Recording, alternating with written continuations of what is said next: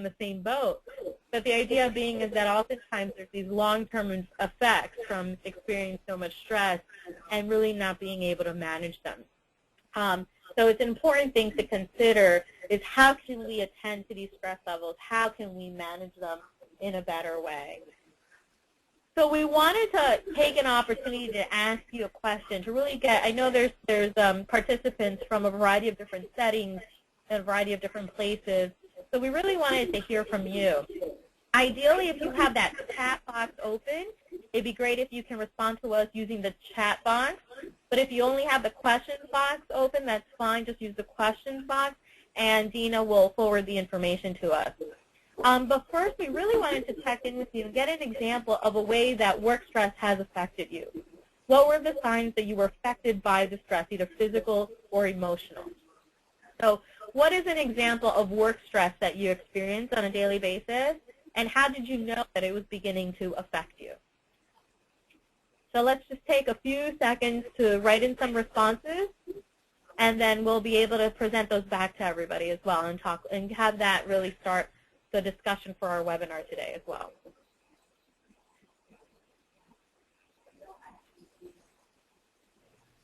I think sometimes there's a little bit of delay in getting responses. Okay, there's one, sleeplessness, keep thinking about the day or client.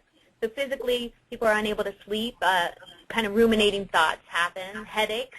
These are some physical responses that people have, really common. I can identify with those as well.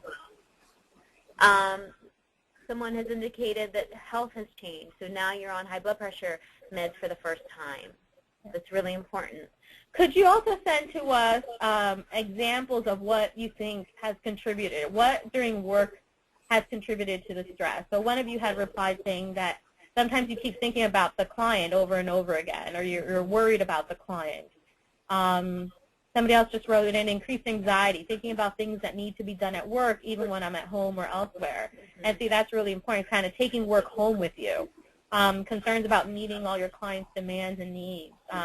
And are you really being effective? I think that's also an important, very common actually, experience, unfortunately. Any specific examples? It'd be great if we can get like a really specific example of something that happens at work that has caused some stress or some anxiety for you.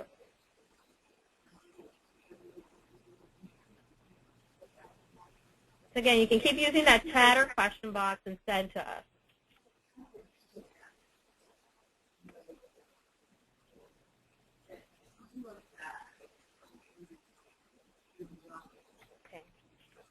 So waking up at night and wishing I had a stop button in my head to stop me from thinking about work. Thank you. Yes, I've had that experience as well. Difficulty meeting expectations of our consumers who want me to solve their problems. I want to help them, but I worry about their lives and what they're going through makes me worry about my own life and all the horrible things that can happen. Mm-hmm. See, that's a really important point. Some of you have talked about sort of just managing work.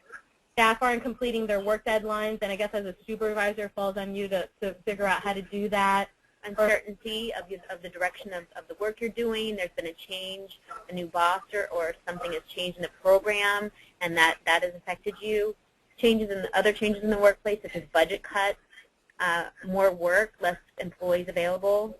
So I think thank you everybody for really participating. What I think I'm seeing here is a theme of, one, there is this experience of working with your client on a day-to-day basis, but there's also stress that is caused just from the nature or the structure of the work environment that you're in. Maybe there's some changes in the infrastructure, maybe there's some changes in budgeting, that both are really serious things as we're talking together today, because I think we're going to touch on both of those areas as areas of stress, but also places where you can intervene as well. Mm-hmm. And this sudden change that really causes the stress. So thank you. I'm sorry to hear that some of you are really having a difficult time. So thank you so much for sharing this with us, because it is our topic today, and we're going to get it more into it right now. Okay. So reactions to work stress in the helping professions, and I think there's a whole area of work out there that really has kind of looked at sort of professional quality of life, especially in helping professions. Whenever you're working in a profession or an agency where your job is really to work with others and help support others, these are common things that have been found. One is, and our focus has always been to start out with the positive, is really thinking through compassion satisfaction. And that compassion satisfaction is really what we hope everybody has in this type of work, which is positive aspects of working as a helper. But the flip side of that is really oftentimes many of the things that many of you have already mentioned is that sometimes there's this other side of compassion fatigue, which is the negative stuff that tends to happen when you're working as a helper. And within this concept of compassion fatigue, there's these two other areas, and some of which I think many of us may be familiar with. One is this concept of burnout or inefficacy and feeling overwhelmed, and the other is work-related traumatic stress, which really has to do with those workers who are hearing traumatic events or stories from their clients.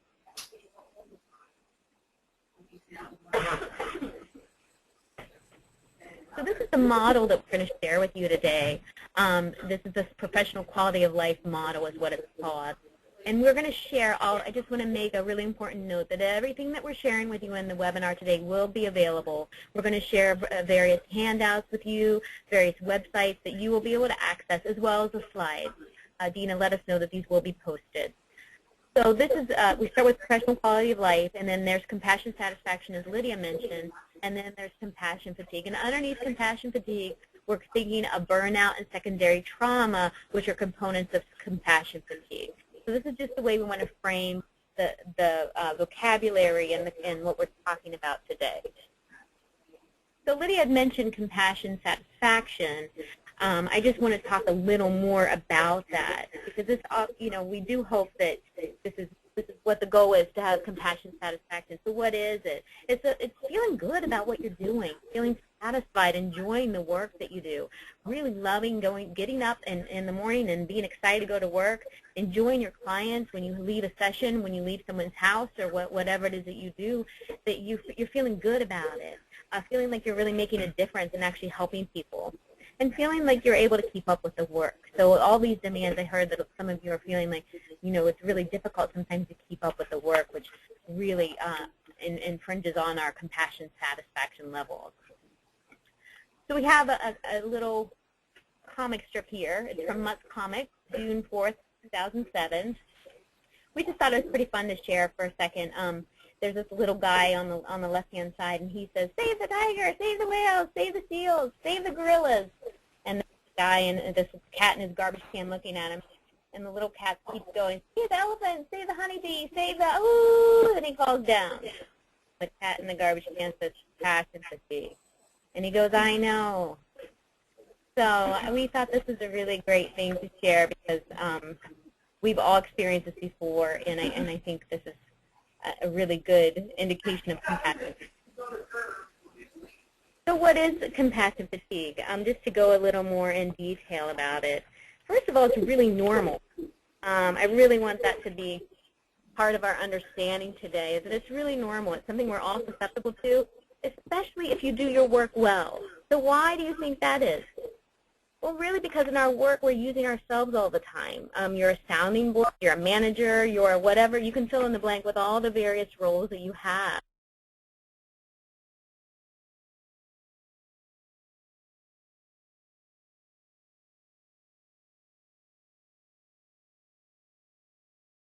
And spiritual level.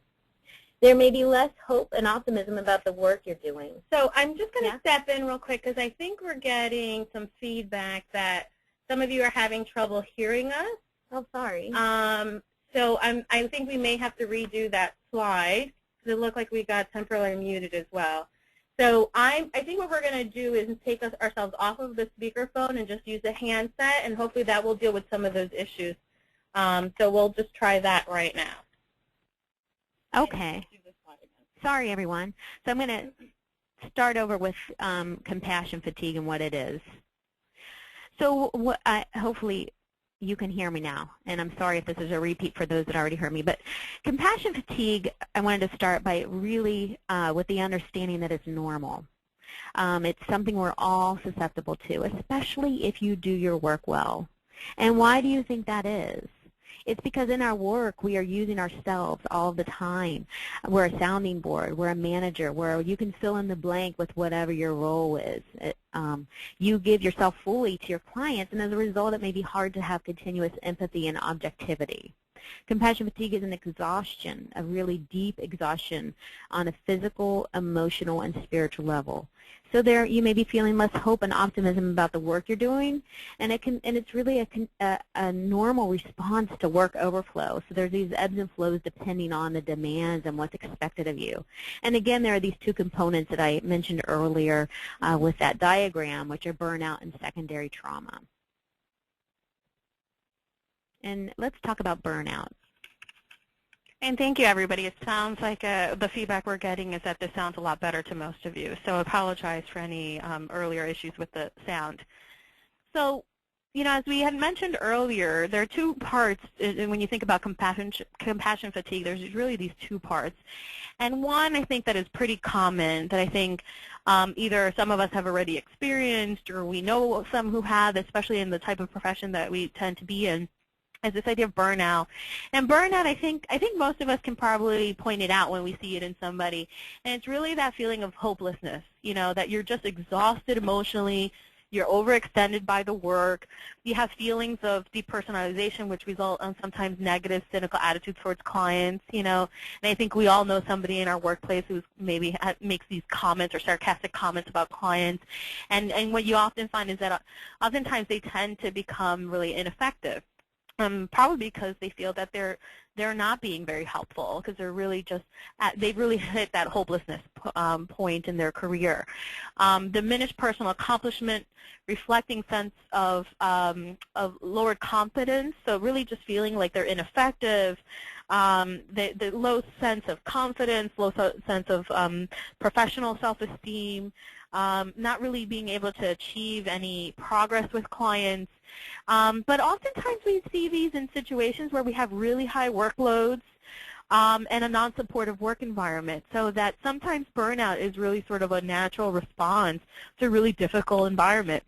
You know, a challenging environment where you have maybe minimal support, or your supervisors keep changing, or you don't feel you have anybody you can really talk to. And many of you mentioned sort of changes in the workplace and the infrastructure. So really thinking through how do those changes then maybe contribute to burnout of clients. And, you know, I think there's one really important question to kind of consider. Do you love your work? You know, asking yourself, do I love my work? And really, if the answer is no, it is most likely that you're suffering from burnout. So if you're no longer really interested in your work, you're not really finding it helpful, you really find yourself sounding very negative, you don't want to get up in the morning to go to work, chances are that's burnout. But if you ask yourself, do I love my work? And the answer is yes, you're more likely dealing with compassion fatigue. And really thinking through, you know, what's going on, why are these symptoms happening, and how can I think through ways of overcoming that, because I really do like my job. And we're going to talk a little bit about those in our webinar today. I'm not going to spend too much time on this, but let me know, chat to us, let us know if this is an area you would like to hear a little bit more about. But some of us work in environments where we hear constant stories from our clients. So if you tend to work in a more therapeutic environment, if you work in an environment where you spend a lot of time with your clients or your consumers, and you tend to hear a lot about their personal experiences, especially if they're really traumatic experiences, there is this thing called experiencing secondary traumatic stress. So it's a secondary exposure to extremely stressful events. So hearing somebody's traumatic experience, really empathizing with them about the traumatic experience.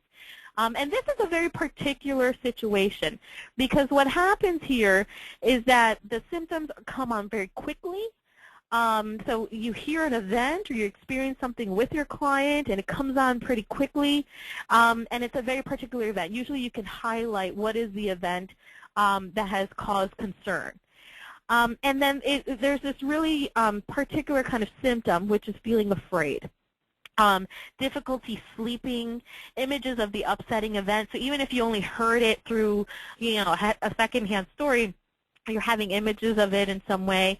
And that if you find yourself wanting to avoid the client, or any reminders of that event, you're really just feeling afraid, that's really a key kind of indicator that what you're experiencing is really secondary traumatic stress.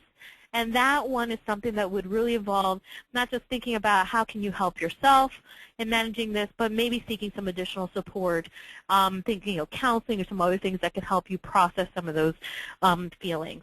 But we're not going to spend too much time because I think what's more common in our experiences is really dealing more with sort of more general compassion fatigue and really dealing with concerns around burnout, which is what we're going to focus on today. So we're going to do something called the compassion fatigue self-assessment with you now. And this is going to be a poll question that's going to pop up to the right. And so there are 9 questions, as you can see, and here are the questions. I'm going to read them to you. I know you can read as well. We're going to go through them. And the poll question is going to ask you to click how many you answered, 1 or more. I think Dina's going to bring that up in a minute. Yes to item 1, yes to 2 items, yes to 3 items, or yes to 4 or more items. So number 1, personal concerns commonly intrude on my professional role. Number 2, my colleagues seem to lack understanding.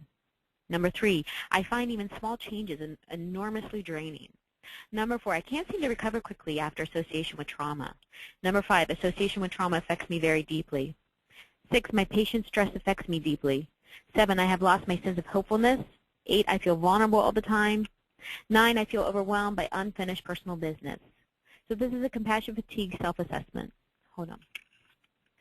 So I think the poll had popped up and you didn't get a chance to see those questions. So I just want to take a couple of minutes right now, or really a few seconds, to kind of go through real quick and just check off the ones you think. Just count. Do a simple count of which one of these are true for you.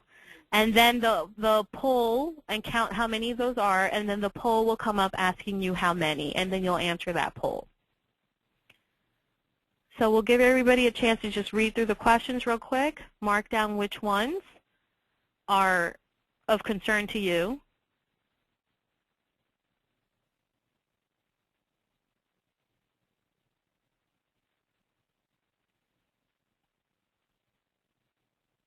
And Dina, I'm wondering if now we can pull up that poll.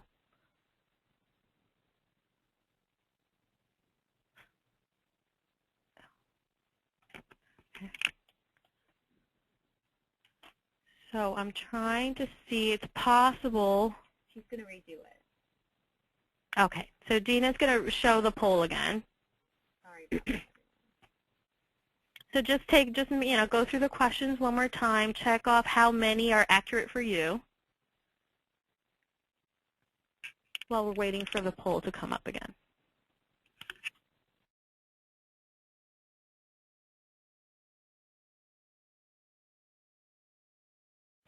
So the other way to do is you can also just chat to us how many are accurate for you. So if you had 1 or more, well, if you had 1, 2, 3, or 4 or more. You can just let us know I had 1, I had 2, I had 3, or if you had 4 or more that were true for you, you can also just chat those to us and let us know if the poll doesn't come up.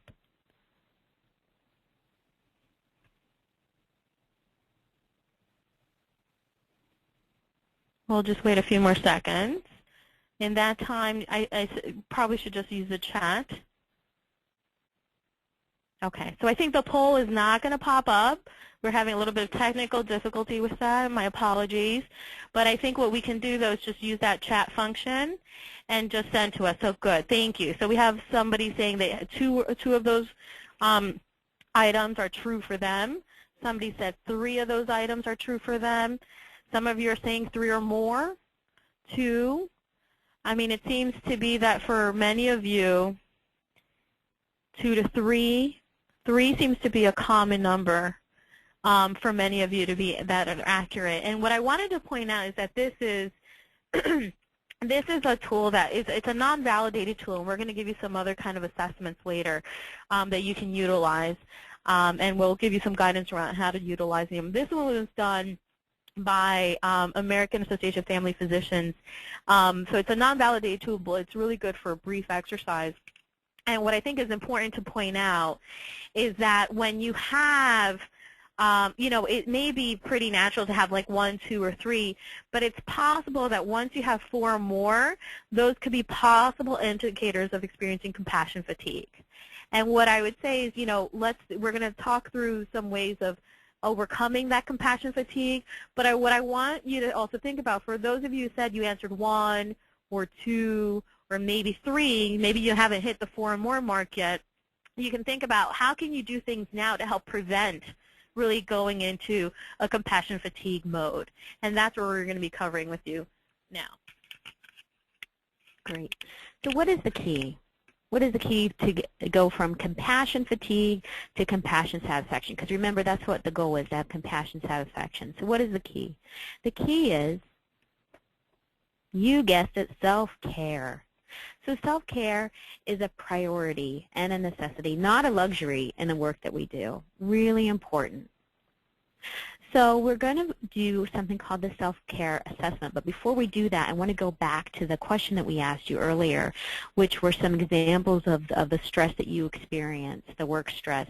And some of you said you have anxiety, you have headaches.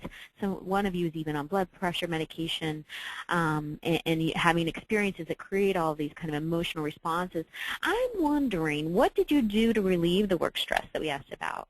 Can you chat that into us? So if you can just chat in one thing that you did to relieve work stress. I'm just going to take a minute to hear from everyone. I also want to take a minute to thank you for participating. It's wonderful to have feedback. You know, we can't see it. Liddy and I do a lot of trainings, and we do a lot of in-person trainings, and so when we can't see you, it's really nice to know that you're participating. So I hear walk at breaks, exercising, tango lessons, go to see a counselor, working out. Excellent, excellent. And just keep sending those in. Yoga. Take a day or afternoon off, but not really sick. So a faux sick day, yes. A mental health day. It's a mental health day, yes. Take a walk, meditate, prayer. Every Wednesday I participate in an art class where I can only focus on art. Wonderful. Wonderful, everyone. Thank you so much. So we're going to go on and do something called a self-care assessment. It's this personal self-care checklist. And again, I want to remind you that everything that we're going over today is going to be available to you. So this isn't the only time that you'll see it. You're going to get these handouts and these slides as well. So this is what the self-assessment tool looks like. And I like this a lot because it first of all, it breaks things into physical self-care, emotional self-care, psychological self-care, spiritual self-care, and workplace self-care. And it also gives us an opportunity to check in with those various areas of our lives and ourselves. So can you just take a minute and look through this with me? And so physical self-care, do you eat regularly? Do you eat healthfully? Do you exercise? It seems like a lot of you are doing a lot of exercise and movement. Do you lift weights, practice martial arts, get enough sleep, wear clothes that you like, take vacations? So this physical self-care. So what you would do is, obviously we're not going to have you do the whole thing right now, but you would rate it. Do you do a 5 equals frequently, 4 sometimes, 3 rarely, 2 never, and 1 it never occurred to me. So what you would do is go through the self-assessment tool and fill in 5, 4, 3, 2, or 1 for each of those boxes. Psychological self-care. Do you make time for self-reflection? Do you write in a journal? Do you read literature unrelated to work? Do you take a step to decrease stress in your life? Do you take account of those inner experiences that you have, your dreams, your thoughts, your images, your feelings? Do you practice receiving from others? Are you curious? And then emotional self-care. Do you stay in contact with important people in your life? Do you treat yourself kindly? Do you feel proud of yourself? Do you allow yourself to cry? Do you find things that make you laugh? Sure. Do you, hold on one second. So I think if you see any of these that maybe you're already doing, and some of you already said, you know, you take a walk, you do yoga, you know, so if there's any of these that really stand out to you as maybe something new that you haven't done before, can you chat those in as well and let us know which one you'd be willing to try as Kara's kind of reviewing the list. And what I also want to make known is that these materials are also going to be available to you. So the assessments that we show up and a couple of the handouts that we'll show to you will be available to you along with the recording for today's webinar on the website, as Dina mentioned earlier. Thank you. Yeah, that's where actually one of the things I wanted to say is this is one of the reasons I really like this is when you're doing it, you're also getting ideas of ways that you can take care of yourself as well. So emotional self-care, then spiritual self-care. Do you spend time in nature? Are you open to inspiration? Are you open to mystery, to not knowing? Do you sing? Do you express gratitude? Do you nurture others? Do you allow yourself to be nurtured? I think that's important. Workplace and professional care. Do you take time to eat lunch? Do you make time to complete tasks? Do you chat with coworkers? Do you set limits with clients and colleagues? So as Lydia mentioned, if any of these are ringing true for you, please chat them in. Physical self-care can be improved if someone is chatting in with us. Don't eat on time during work, no breaks during work, etc. Yes, Rochelle, thank you. That we have experienced the same thing. Yeah, and I think we've all kind of, all of us, you spend the day busy working or you're seeing all your clients or consumers, and then it's like 4 o'clock and you're like, oh man, I didn't even have lunch today. So that's also another example of really, thinking through how can I manage my workday so I can make some time just for the basic needs, like making sure I eat some lunch. Others of you have said, I don't allow myself to be nurtured, so maybe that's something to really think and try. Maybe something new to try is eating something healthy. So the idea is that some of these things, it's about how to make it manageable. And one thing that we're going to focus on in just a couple slides is we're going to talk to you a little bit about you don't need a lot of time to do these things. Some of these things can be done. Doesn't mean you have to go to the gym for an hour or 2 hours to work out. Sometimes it's just 5 minutes. Sometimes it's 2 minutes. And we're going to walk through some of those examples that you can do if you only feel like you have only a couple minutes to give. Wonderful. Does anyone else have any other to share? On physical self-care, I do not do any of these. I really need to take better care of me.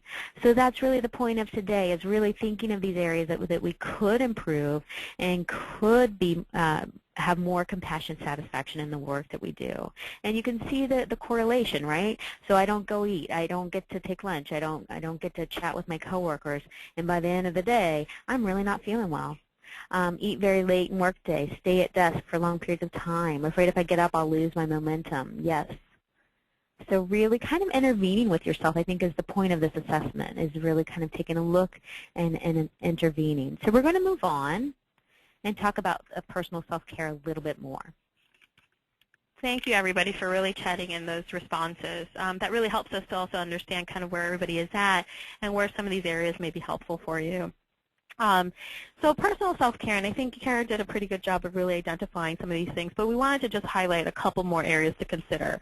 And I think usually when people talk about self-care, we usually talk about the same basic things, like go for a walk, listen to music, make sure you're reading a good book. But oftentimes, we all hear these things. Oftentimes we're telling our clients that they should do these things, or asking our clients to use respite, or their caregivers to use respite, right? But oftentimes maybe we need respite ourselves, or maybe we need some type of support and help for us. So how can we apply some of those same principles to our lives and to our work? So, we all have these stressful jobs that are happening on a day-to-day basis. But, some of you had said, well, I feel like I'm having like a 4 when you were going through that self-assessment. Some of you said, I only have 1, I only have 2. Some of you highlighted many more. So the idea here is that people are really different, and what is stressful to you may not be stressful to others, but that doesn't mean that it's important to look at, and doesn't mean that you're necessarily different in a negative way, but that just people have different levels of coping, and people have different levels of managing stress. And we want you to really think about what works for you. What do you think will help you? What are some strategies that could work for you in the time that you have available to you? What are some easy, simple things I can start implementing right away? The strength really comes in identifying the stress and acting to managing it. Checking in about your stress levels on a daily basis can also help. I think Karen and I, in some of our work, have used this thing called a stress thermometer with people, and oftentimes that's really helpful. And it's just like a basic thermometer, right? And you can kind of think, or if you think about when you go to the doctor and they have a pain scale of 0 to 10, right? So no pain to very painful. So you can think about a stress scale, 0 to 10, no stress to very stressed or highly stressed, and just checking in with yourself. how am I feeling today? You know, am I a 1? Am I a 4? Am I a 6 or a 7? And then if I'm really at a high level, or like if I'm over a 5, is there something I can do right now, even if it's only for a couple minutes, to help me reduce that stress level, right? It's about building that self-awareness and really thinking through what I can do for myself, both to identify the stress, and then really start thinking through, well, if I identify that I'm stressed out, what can I do now to help support myself or ask for help? And so the point here is that as you build self-awareness, you also build resilience. And so that's something we're going to talk about as well. And so really tuning in, you know, one of the things that we also talk about with each other is like we can do this for other people, but when it comes to ourselves, it's a little more difficult. So really, you know, switching that, you know, thinking a little bit, and we're just as important, if not more important, than the people we work with. We have to take care of ourselves. It's similar to the airplane, if you've ever been on an airplane, which I'm sure you have, and they say, you know, put the mask on yourself first before you put it on your child. It's the same idea. So we're going to continue talking about self-care. So what I also wanted to point out is that sometimes the work that we do may trigger some of our own personal kind of baggage or experiences. You know, everybody comes to the table with their own histories. Everybody brings to their work, to the work that they do, kind of experiences that they've had, issues that they have, and some of us have some issues that have really gone unresolved that really impact our lives and our work. So one question to ask yourself is, do you have your own kind of history of trauma, of really kind of difficult or intense experiences? And I do want to highlight that oftentimes trauma is actually a very common thing that people have experienced. And oftentimes we think, you know, maybe it's with the people that we work with, but sometimes we ourselves have experienced trauma, and sometimes that trauma goes unresolved. So I don't want to spend a lot of time on this, but I really want you to just take a moment to take stock. Is there something in my own history that may be triggered by the work that I'm doing or the clients that I'm seeing? What are those triggers? And how can I get help to really cope with this? You know, and that goes back a little bit also to the connection with that secondary traumatic stress. If you have your own history of trauma and you're working with clients who are really kind of sharing some very intense personal experiences with you, it may trigger your own traumatic experience as well, and then really thinking through, do I need some counseling? Do I need to talk to somebody? Should I talk to my supervisor about this? You know, here in New York, Karen mentioned earlier that there was a building that had collapsed, and in the early kind of news reports, I was telling Kara as I came in, there was a woman who was on the scene who was talking about her experience seeing and hearing the building collapse and how it brought back to her the experience of 9/11 because it was the same kind of smoke, and the police were saying the same things like get away, evacuate, and you could hear in her voice that it was really triggering things for her. And what was interesting is the reporter said, are you doing okay right now, as they were interviewing her, and she said, no, I think this is giving me some flashbacks from 9/11 because I think she had been close to 9/11 when it happened. And I think that's a perfect example, is that sometimes we have our own kind of things that are happening, and then we hear similar experiences with our clients, and it's really being mindful, is it triggering something for you? So really just taking some time to be aware of that and figuring out some ways to cope or seek help when needed when that does happen. And then just to continue on, we've talked about a lot of these, about these key areas to examine with the assessment, but just to reiterate for a moment, so sleep. Sleep is so very important. It's really one of the best ways to de-stress and really rejuvenate. So sleep, are you getting enough sleep? Exercise. So it sounds like a lot of you are actually getting a lot of exercise. And I want to point out, some of you are still chatting with us, things that you do, and it's very helpful. And someone just recently chatted in that sometimes after a particularly stressful day, I blast the music in my car and sing at the top of my lungs, and I try to get it all out. By the time I arrive home, I won't be as short-tempered. That's wonderful. Thank you for sharing. Also, cardiac stress tool. Take a few minutes to color. Use a mandala design. Concentrate on the coloring. It helps to change your concentration from the stress of work. It's like a timeout. Get refreshed and start again. Excellent.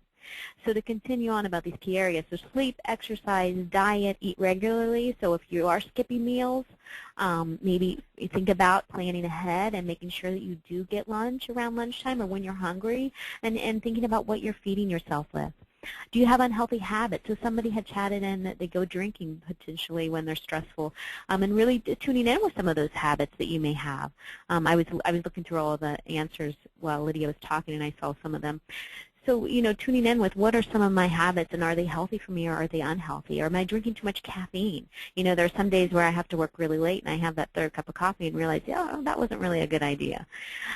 Smoking excessively, anything that you're doing unhealthy, and really thinking about making a slight change because they're really not helping you in the end. Are you maintaining positive relationships? So this is really, really crucial, this idea of social support in our healthy relationships. So as Lydia mentioned earlier, it doesn't take long, right? So if you only have a few minutes, if you have two, and there are a few of these that we're going to share with you, and again, you're going to have access to all this. It's a handout from someone named Volk. If you only have a few minutes, so for example, 2 minutes, it only takes 2 minutes to start breathing differently, to stretch, to daydream, to use that stress thermometer, to laugh, to doodle, to do that mandala that somebody mentioned, and color in. Acknowledge one of your accomplishments. Say no to a new responsibility. So just 2 minutes, and you could just decrease your stress a little bit. If you have 5 minutes, you could listen to music. You could listen to music in your car and sing really loud. Jot down your dreams. Enjoy a snack or make a cup of coffee. Have a cleansing cry. If you have 10 minutes, you could evaluate your day, write in a journal, call a friend, have a conversation. You could meditate for 10 minutes. You could draw a picture. You could dance. You could listen to 3 songs and dance. You could surf the web or read a magazine. So, and if you have 30 minutes, which is pretty leisurely, right, you could, and it seems like a luxury compared to 2 minutes, you could get a massage, go exercise, you could run to the gym for, a half an hour, eat lunch with a coworker, take a bubble bath, spend time in nature, go shopping. So this is just to think about. If you only have a few minutes, if you only have 2 minutes, you can start breathing differently and stretching and daydreaming. And if you have 30 minutes, maybe you could go and exercise or go shopping or do something else to relieve stress. So as I mentioned, relationships do help. So one key thing that we also know, besides those areas of diet and exercise and those things that we kind of just covered before, we also know that one key thing that can help us manage our stress is building social support networks. So what's really important to highlight is that relationships help, whether they're personal relationships or professional relationships, formal or informal sources of support. These are all areas in which we can seek help and help manage us and the stress that we're experiencing. One thing to consider, though, is that stress can also impact and strain relationships. So the idea is that sometimes we may have to be mindful of maintaining positive relationships to really balance out the stress that somebody is experiencing. Individuals with robust social support networks have better health and well-being and longer lives, and this is some key research areas. There's some key points that research has found. Support networks can make you be more resilient in times of stress, setbacks, or loss. Social supports can also make the good times immeasurably better. It can also help bad times feel a little bit better. Friends can even help you identify when you're stressed or distressed. In some cases, they may notice it before you do. So if we have a partner at home, if we have kids at home, oftentimes they're the ones that are saying, well, what's wrong with you today? Why are you snapping at me today? Karen and I work very closely, and we share a space, and a workspace as well. And oftentimes, she'll say, well, what's wrong with you today? Why are you yelling at me today? Or what's going on? Because she knows me, she sees me every day. And I think that's when we have our family and our friends who we see every day, they can kind of tell when something's off. But then it's our job to really listen to that. So it's my job to listen to Kara, that when she's saying that I have to be mindful of that, checking in with myself and really checking in around that self-awareness issue, right? What are you doing to build relationships? Not only do you feel like you have enough people in your life that are helpful, that are positive sources of support. See, in a lot of the work that Kara and I do, oftentimes we help people identify negative and positive sources of support. So there are some people, you're surrounded by people, by family, by friends. But if you really start taking a look at, some of those people aren't so positive. Sometimes those people are a bit negative and contribute to the stress. So you're really thinking through, who are my positive sources of support? How can I continue to build those relationships? Do I have friends I can speak with about what affects me, especially work-related issues? Who do I have to talk to when work is really stressing me out? Can you tell your friends and family not to expect you to solve their problems since you're so good at it? And I think that's probably a problem that many of us have in this kind of work that we do, is that, that's what we do. We're problem solvers oftentimes, right? We're there to help people, to provide services to them. And oftentimes our families, we end up doing that for our families, and then that oftentimes creates a lot of additional stress for us as well. So being clear to set some of those boundaries with our family and friends may be important as well if you find that it's becoming overwhelming for you. The other side to this is really thinking through, okay, so I have people, I have family, I have friends, I have people that I can turn to. How do I use them? How do I activate them or mobilize them? And this is a key concept of what we call wellness self-management, which is once I've identified supports, I need to figure out how to activate them. And there's 3 key things that you need to consider. One is, how can I build on that self-awareness and identify when I need help? So maybe that's that stress thermometer. Maybe that's, your partner telling you, hey, there's something really kind of not right about you today, or your coworker or somebody. Maybe that's somebody kind of letting you know, if you don't see it yourself, that you need some help.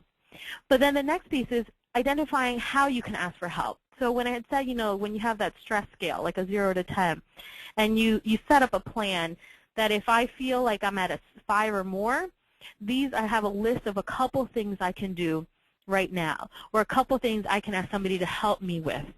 And having kind of that list can really help you in asking for help when you need it.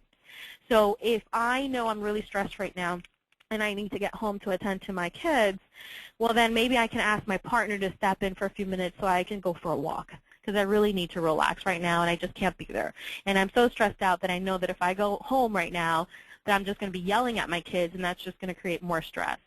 So what I do is I ask my partner or somebody in my family or a friend, can you watch my kids for a few minutes so I can just take a walk and relax and really be able to transition from work to home, right? So just being that self-awareness, identify things that would help you, figuring out how you can ask people for help, and having sort of a plan in place when you need it.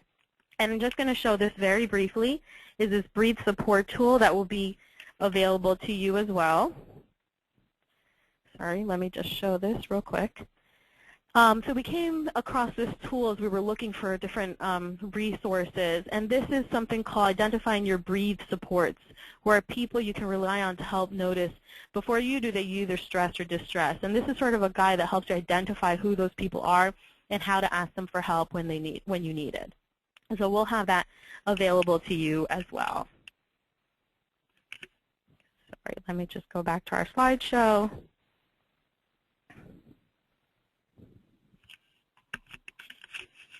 So again, looking at this, if you only have a few minutes. So if you have 2 minutes, you can leave a message or send an email to someone important to you, letting them know that you're thinking of them. You can say goodbye when you leave. Leave Post-it notes on the fridge with little messages for your partner, child, or roommate, whoever you're living with. Leave notes for yourself. If you have 5 minutes, send someone a list of possible dates to spend some time together and or coordinate an activity. Send an email to a friend about a funny thought you had. If you have 10 minutes, have breakfast with your family. Talk to a friend, family member, or coworker about a problem or something that's frustrating you.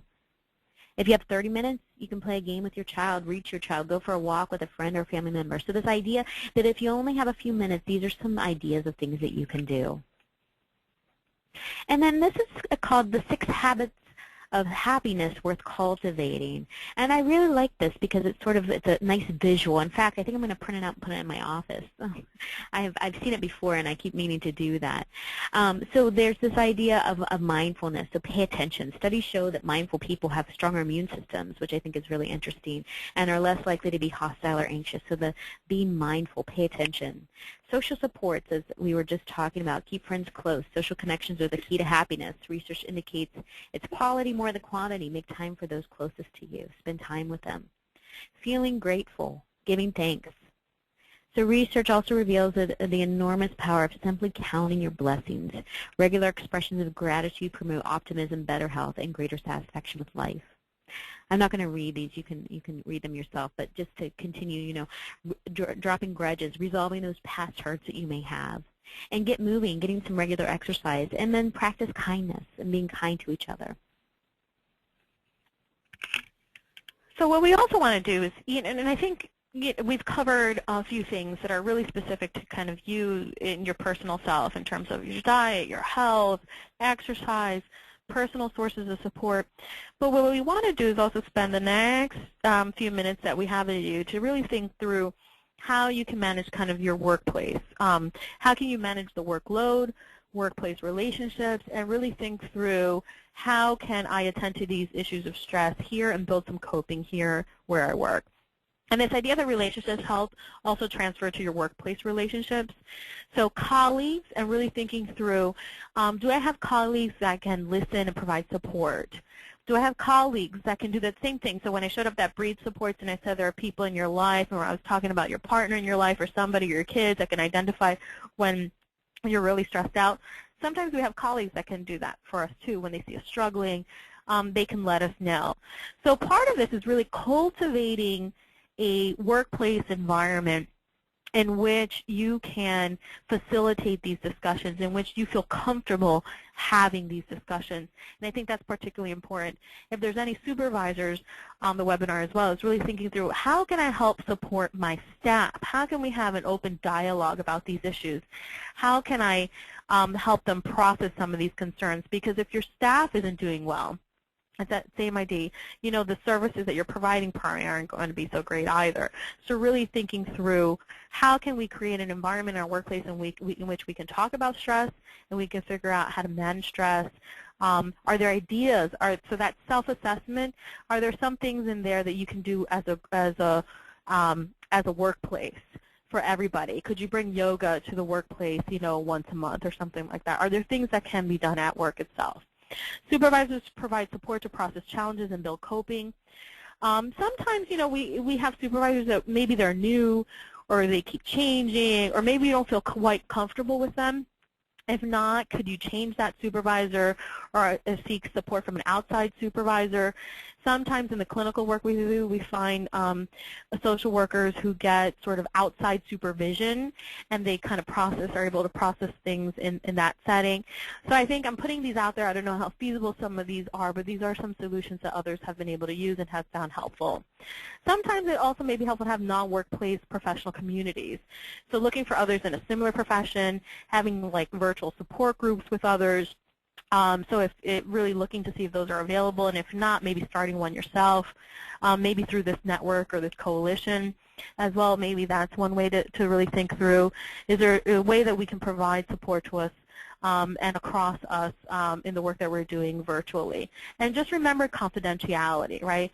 So the idea is that you can share how you feel, but you don't have to tell your client's story. So that doesn't, you know, so you don't really have to share all that identifying information, but you can really begin to talk about how it affected me, how this experience is affecting me, and what are the things that I need to help me cope with them. So we just wanted to take a brief minute to just look at another chat question, if we can use that chat function or the questions function. How do you seek support from your colleagues or supervisors, and how do you ask for help? So if you can use that chat box again and just send us a couple like quick responses about ways you've used your supervisors or other colleagues for support.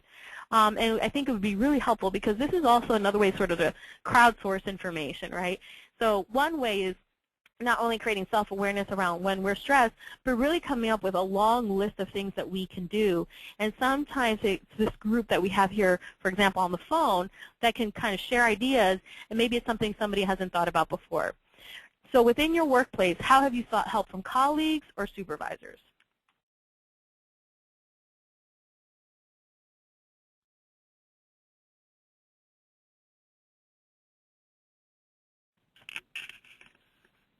Okay, we're going to look at some of your answers. I chat with my colleagues every morning and occasionally throughout the day. Wonderful. Anybody else? Go out to lunch with colleagues and just talk. Excellent. And how do you ask for help? So if you're feeling like you need help, how do you ask for help? Someone has responded that I have a colleague who calms me and helps me daily. We check in every day and talk about what support we need. Wonderful. We're open and talk all the time and go to lunch and walks to unwind. I meet with my supervisor. I'm just talking. I'm giving various responses here. They're not all one response. I meet with supervisor to with my to-do list and am granted time to work without interruption in order to get caught up? Excellent. That's a nice supervisor you have. With my colleagues, it is sometimes only needing them to listen to me. Have a problem with seeking support from supervisors, so you go to your colleagues. Very common. I say, hey, I need some quality time. Excellent. You ask for what you need. Excellent. Asking for help, chat with colleagues. Just ask, or I say, I have a question. Monthly meetings to share ideas and stories. Oh, that's excellent. So you have a time set aside where you can share some of those things you're experiencing. That's very helpful. Colleagues always seem to know if I need support. So colleagues are noticing, they're noticing you and telling you that you need to breathe, or checking in with you. Someone responded that they're in a difficult work environment when your supervisor and colleagues don't believe or understand the profession of social work.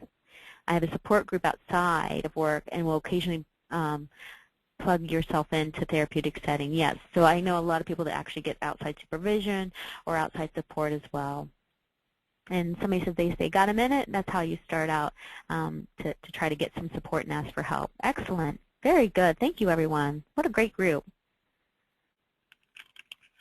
So I also wanted to highlight some additional concerns around the workplace, and I think this is also helpful for those of you who are supervisors. And it also is helpful for some of you. Actually, I'm going to take a Okay, so I think it also may be helpful for some of you to kind of also normalize the experience that you're having, because I think it's the things that we're hearing you chat is something that's actually very common that I think is experienced with a variety of different people in the type of work that we do. So there's also this idea of organizational-wide stress, right? So oftentimes it isn't just one individual worker who has experienced this, but oftentimes it's most of the workers. And some key signs of that is when you start seeing lots of staff turnover, lots of absences, when you know there's like lots of miscommunication issues, or you start seeing interpersonal conflicts, there's lots of missed deadlines, incomplete work, concerns around the quality of work. I mean, I think these are all kind of common things that tend to crop up when it isn't just an individual who is having challenging issues, but somebody who is having issues across the board. An organization that's having issues across the board. So as supervisors, or even as line staff, it's really to think through, wow, I see this happening quite a bit. What can we do together as a work team, in a workplace, as an organization, to help relieve some of those issues? So I'm going to show you a self-care checklist that is an organization-wide one that I want you to kind of think through. It's similar to that other one, but here you have things around, you know, are there areas around training and education, support and supervision, employee control and input, work environment, around how staff communicates? I think, you know, what's interesting about these checklists is there are also ways to do a self-assessment, and in this case it's an organizational self-assessment, but it also gives you ideas about what you can do to help build some better coping within the workplace. So, you know, for example, does the organization provide our employees with education on the signs of burnout? And so hopefully this call is one of those things that will help you. Are staff given opportunities to attend refresher trainings? Is staff coverage in place when you do go get training? Because that's also another concern.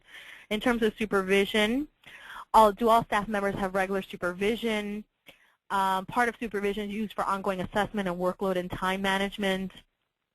Staff members are encouraged to take breaks, including lunch and vacation. So if you find that most of the staff are missing lunch or not taking their lunch, really checking in with them and ensuring that people do. Employee control and input, and I think what the research kind of shows is that a lot of this workplace management, this workplace stress, really comes down to this idea of how much control do I have over the work that I do, and so really checking in around that. Do staff members have formal channels for addressing problems and grievances? Do staff members really have any, are their opinions really taken into account? What is communication like across those? What is the environment in which we work in? So I think these are helpful, and again, these are going to be made available to you. And maybe this is a way to just start having a discussion as a workplace. So if more than one of you are really having some challenging issues, maybe it's worth really bringing it up at the next staff meeting, for example. And again, it only takes a few minutes. So 2 minutes to, make some coffee, sign up for a training opportunity, having a conversation with someone, scheduling a team meeting, having a workplace party of some type. Sometimes it's just tidying up your workspace. 30 minutes to eat lunch with your colleagues, for example, which many of you have said, or have a walking meeting where you actually go outside and get some sunlight and do that, and instead of sitting in the office, talk business while you're walking. Another key area to really consider is managing your workload. And I know that some of you are going to have sort of varying degrees of control over this, but these are some strategies that have been helpful for others. So for example, could you see a variety of clients? For example, if the work is specific to the challenges that your clients are experiencing, if the stress that you're experiencing is specific to that, and maybe you have some very intense clients, maybe there's milder cases, do you look at your workload and do you find that most of your cases are really intense cases? Do you have the ability to mix them up a little bit with some milder cases and then some more intense cases? Oftentimes, that may be helpful to kind of reduce some of that stress. Can you split seeing clients with administrative tasks? Can you do sort of like a buffer in between your clients at all? Can you transition stagnant cases to other services? Really thinking through that workload, your caseload. Are there, do they really need this service? Should they be getting other services? Would they be better served by a different type of work or service? Basically cleaning up your caseload, because oftentimes we keep people for longer periods of time than necessary.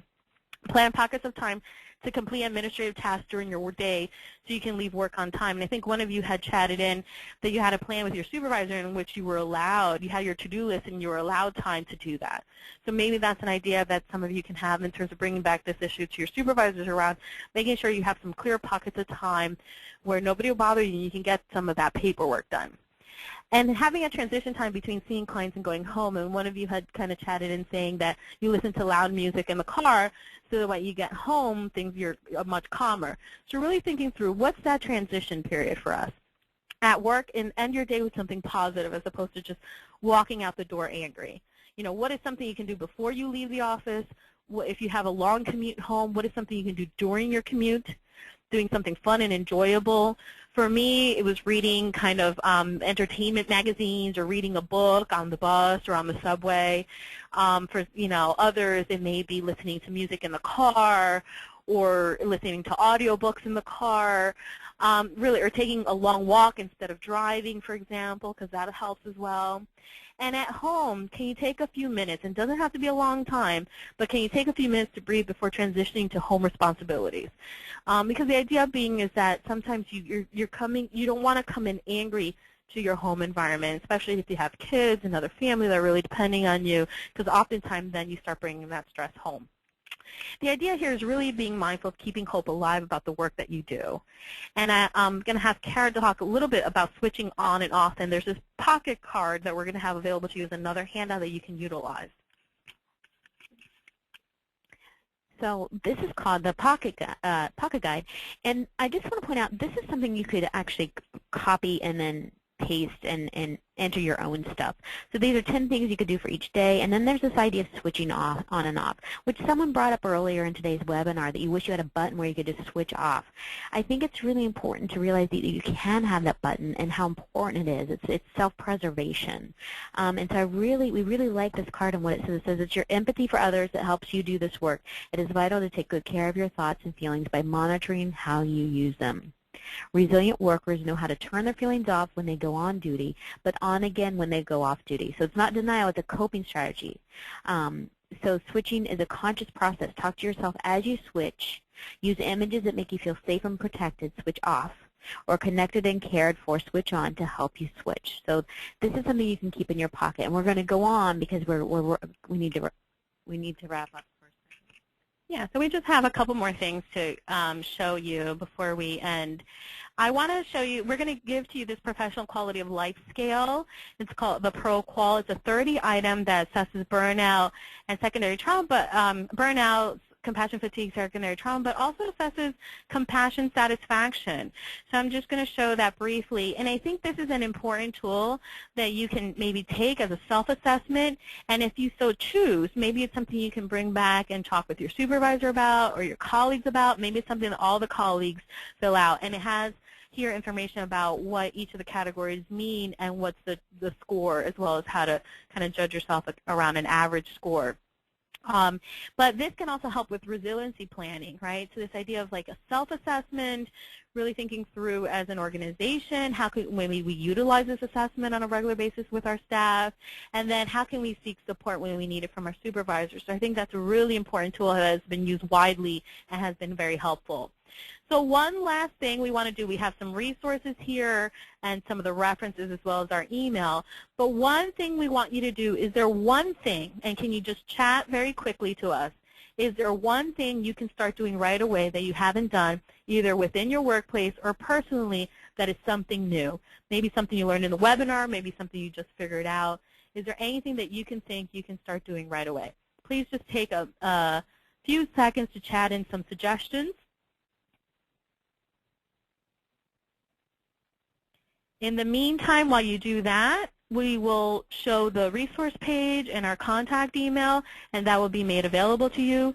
So somebody said start walking, join the gym, do a walking meeting at work, take a minute to breathe and stretch. Thank you, everybody, for really submitting your responses, for participating in our webinar. We have reached our endpoint, which is 3:15, but I love seeing everybody's responses coming in, like downloading some of the tools, ending the day positive. And I think what we hope that you can take from this is to really kind of use these self-assessments, pick one simple thing you can start doing right away, and just implement it and checking in around that and talking with the rest of your colleagues around how you can maybe start implementing it for everybody. Thank you, everybody, for participating in today's webinar. We so appreciated hearing everything, for all the feedback from you, and we just want to thank you for taking the time to talk with us today. Thank you, everyone. It was a pleasure to be here with you, and we are available if you have any further questions or concerns. We hope you have a wonderful day, and I hope you do get to have that staff meeting outside in nice weather soon. Take care. Bye-bye.